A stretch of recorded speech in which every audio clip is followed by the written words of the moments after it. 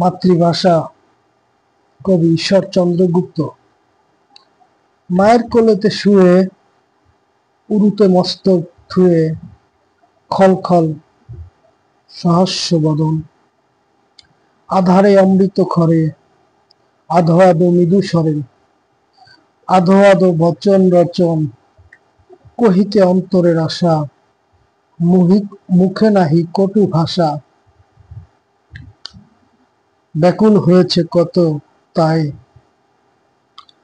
মাম্মা মা মা বাবা বাব্বা আবো আবো আব্বা আব্বা, সমুদয় দেববাণী প্রায় ক্রমেতে ফুটিল মুখ, উঠিল মনের সুখ। একে একে দেখিল সকল, মেশো পিসে খুড়ো বাপ, যুযু ভূত ছুচা সাপ স্থল জল আকাশ অনল, ভালো মন্দ জানিতে না, মলমূত্র মানিতে না, উপদেশ শিক্ষা হলো যত।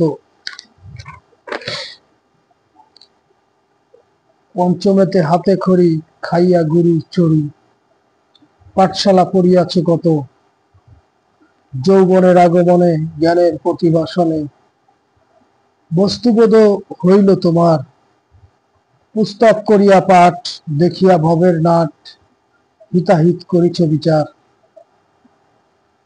যে ভাষায় হয়ে পিত পরমেশ গুণগীত, বৃদ্ধকালে গান করো মুখে, মাতৃসম মাতৃছায়া পুরালে তোমার আশা, তুমি তার সেবা করো সুখে।